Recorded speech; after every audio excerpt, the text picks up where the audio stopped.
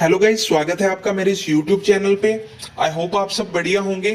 तो गाइज, हमने सीरीज शुरू की थी पॉलिटी की, जिसमें हमने पहली सीरीज में 1 से लेके 10 तक क्वेश्चंस किए थे। आज हम उन्हें आगे बढ़ाएंगे और आज हम 11 से 20 तक क्वेश्चंस करेंगे। साथ में मैं ये भी लिख रहा हूँ कि ये क्वेश्चन पहले किस पेपर में आया है। तो अगर आप किसी भी स्टेट लेवल एग्जाम की तैयारी कर रहे हो, चाहे एसएससी की कर रहे हो, चाहे डी ट्रिपल एसबी की कर रहे हो, तो आपको सब में काफी ज्यादा फायदा मिलने वाला है। तो बिना टाइम वेस्ट किए हम आज की सीरीज की शुरुआत कर रहे हैं। तो आज का जो हमारा फर्स्ट क्वेश्चन है वो है जी, emergency provision in Indian constitution has been taken from. तो आप सभी जानते हो कि हमने पहली सीरीज में भी किया था कि हमारा जो कॉन्स्टिट्यूशन है वो काफी देशों के कॉन्स्टिट्यूशन से प्रभावित है, यानी कि हमारा जो कॉन्स्टिट्यूशन है उसमें काफी देशों के कॉन्स्टिट्यूशन की कॉपियां की गई हैं। तो यहां पे क्वेश्चन बनते हैं कि इमरजेंसी की प्रोविजन, आप सभी जानते होंगे हमारे देश में 3 तरीके की इमरजेंसी लगती है। पहली होती है नेशनल इमरजेंसी, दूसरी होती है स्टेट इमरजेंसी और तीसरी होती है फाइनेंशियल इमरजेंसी।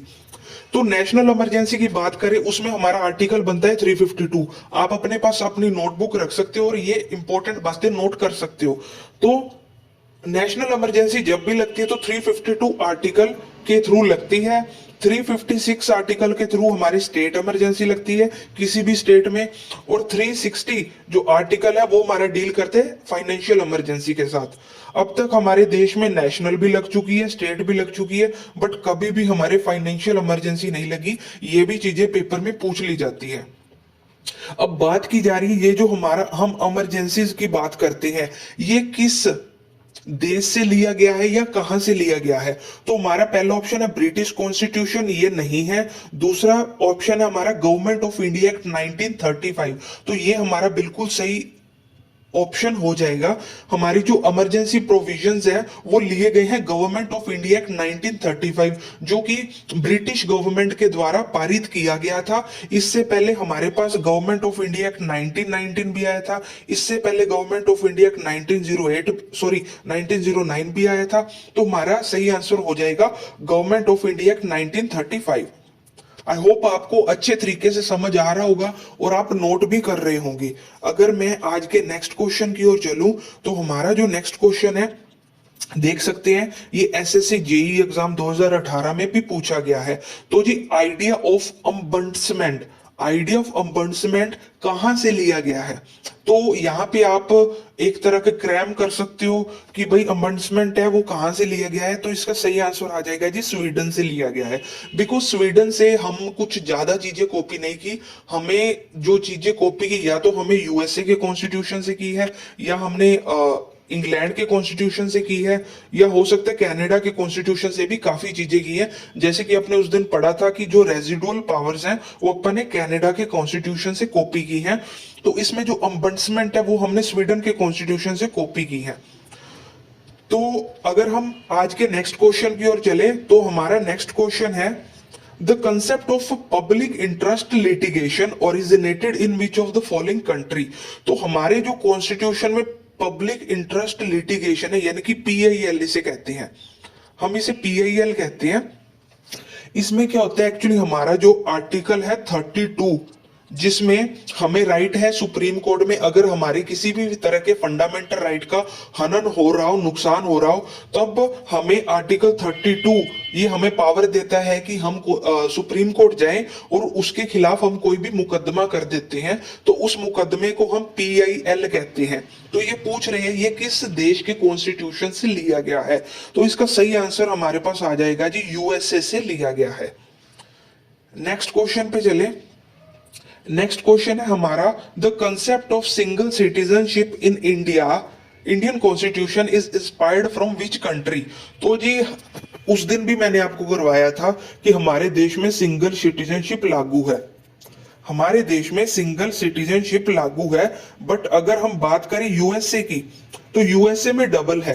यूएसए में हमें स्टेट की सिटीजनशिप भी लेनी पड़ती है और पूरी कंट्री की भी लेनी पड़ती है। तो ये हमें लिया है हमने इंग्लैंड के कॉन्स्टिट्यूशन से, आप याद रख सकते हैं।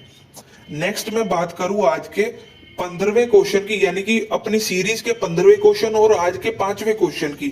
तो ये हमारा क्वेश्चन वही क्वेश्चन है जी, single citizenship adopted from which country. तो ऊपर वाला क्वेश्चन भी सेम था और नीचे वाला क्वेश्चन भी सेम है कि जो हमारा सिंगल सिटीजनशिप है ये कहां से लिया गया है। तो आप सभी जानती हो ये हमने इंग्लैंड के कॉन्स्टिट्यूशन से लिया है। नेक्स्ट क्वेश्चन की बात करें तो नेक्स्ट क्वेश्चन है हमारा, who was not member of constituent assembly. तो जी आप सभी जानते हो 1946 में जब कॉन्स्टिट्यूशन बनाना शुरू किया गया तो एक कॉन्स्टिट्यूएंट असेंबली का स्थापना की गई। तो वो ये पूछ रहे उसमें से कौन सा मेंबर नहीं था। हम यहाँ पे एलिमिनेशन मेथड यूज कर सकते हैं। पहला ऑप्शन था हमारा महात्मा गांधी, दूसरा था राजेंद्र प्रसाद, तीसरा सरदार पटेल और चौथा जीवी मवंकर। अगर हम एलिमिनेशन मेथड यूज करें हमें पता लग जाएगा कि महात्मा गांधी के बारे में हमने कभी भी नहीं पढ़ा कि कहीं पे भी उनका कॉन्स्टिट्यूएंट असेंबली में नाम आया हो। तो ये हमारा बिल्कुल सही ऑप्शन हो जाएगा महात्मा गांधी। अगर हम राजेंद्र प्रसाद जी की बात करें तो ये हमारे प्रेसिडेंट थे कॉन्स्टिट्यूएंट असेंबली के और हमारे देश के भी प्रेसिडेंट थे। उसके बाद में हमारे सरदार पटेल आते जिन्हें हम लौह पुरुष कहते हैं। उसके बाद जीवी मवंकर आते, ये भी मेंबर थे हमारे कॉन्स्टिट्यूएंट असेंबली के, बट महात्मा गांधी जी नहीं थे। आई होप आप सभी को अच्छे तरीके से समझ आ रहा होगा। अगर मैं नेक्स्ट क्वेश्चन की बात करूं तो नेक्स्ट क्वेश्चन है हमारा, in which of the following country the system of judicial review was originated. Judicial review कहां से यानी कि किस कंट्री से लिया गया है। तो यहाँ पे हमारा जो राइट आंसर आ जाएगा वो आ जाएगा जी यूएसए से लिया गया है। नेक्स्ट क्वेश्चन पे चलते हैं। नेक्स्ट क्वेश्चन है हमारा, who presided over the inauguration meeting of constituent assembly in India. तो जी प्रिसाइडेड यानी कि कौन से, मतलब अपन कह सकते कौन हेड थे तब के जो कि मीटिंग हुई थी, इनॉग्रेशन मीटिंग हुई थी कॉन्स्टिट्यूएंट असेंबली की। तो यहाँ पे हमारा राइट आंसर आ जाएगा डॉक्टर सच्चिदानंद सिन्हा। अगर राजेंद्र प्रसाद जी की बात करें तो ये प्रेसिडेंट थे। अंबेडकर साहब की बात करें तो ये ड्राफ्टिंग कमेटी के हेड थे और सरदार पटेल के बारे में आप सभी जानते ही हो। तो हमारा राइट आंसर आ जाएगा डॉक्टर सच्चिदानंद सिन्हा ने प्रिसाइडेड की थी क्या, inauguration meeting of constituent assembly in India. अगर हम आज के सेकंड लास्ट क्वेश्चन पे जाएं तो हमारा सेकंड लास्ट क्वेश्चन है, the concept of constitution first originated from which of the following country. ये काफी ज्यादा इंपॉर्टेंट क्वेश्चन है कि जी कॉन्स्टिट्यूएंट का जो कॉन्सेप्ट है, कॉन्स्टिट्यूशन का जो कॉन्सेप्ट है, सबसे पहले किस कंट्री में आया। तो हमारा राइट ऑप्शन हो जाएगा ब्रिटेन। सबसे पहले कॉन्स्टिट्यूशन का जो कॉन्सेप्ट है वो ब्रिटेन में आया। और सबसे पहले कॉन्स्टिट्यूशन बनाया किसने ये भी पूछा जाता है। तो सबसे पहले कॉन्स्टिट्यूशन बनाया यूएसए ने, बट जो कॉन्सेप्ट था वो ब्रिटेन में आया था। जो कॉन्सेप्ट था वो ब्रिटेन में आया था। पूछ लिया जाता है सबसे पहले रिटन कॉन्स्टिट्यूशन, तो वो भी यूएसए में ही था, बिकॉज आज भी ब्रिटेन के पास रिटन कॉन्स्टिट्यूशन नहीं है बल्कि ये ऑनलाइन है। तो अगर कॉन्सेप्ट की बात करें तो ब्रिटेन के पास आया था और सबसे पहले बनाया किसने, तो यूएसए ने बनाया। आई होप आप सभी अच्छे तरीके से समझ रहे होंगे। अगर मैं नेक्स्ट क्वेश्चन की बात करूं, अपने आज का लास्ट क्वेश्चन, तो which type of democracy do we follow in India. तो जी हम इंडिया में किस तरह की डेमोक्रेसी फॉलो करते हैं। क्या हम डायरेक्ट डेमोक्रेसी फॉलो करते हैं, प्रेसिडेंशियल करते हैं, रिप्रेजेंटेटिव करते हैं या डिक्टेटरशिप करते हैं। तो देखिए यहाँ पे डायरेक्ट नहीं हो सकता, यहाँ पे डिक्टेटरशिप नहीं हो सकती। डिक्टेटरशिप वहां होती है जहां पे सिर्फ एक ही आदमी के द्वारा सब कुछ चलाया जाता है। एग्जाम्पल मैं लूं तो नॉर्थ कोरिया इसका सबसे बेस्ट एग्जाम्पल है। अगर मैं प्रेसिडेंशियल की बात करूं तो प्रेसिडेंशियल गवर्नमेंट यूएसए में चलती है जहां पे सारी पावर प्रेसिडेंट के पास होती है, बट अपने पास प्रेसिडेंट नाम मात्र का मुखिया होता है, बट पावर मंत्रिमंडल के पास होती है।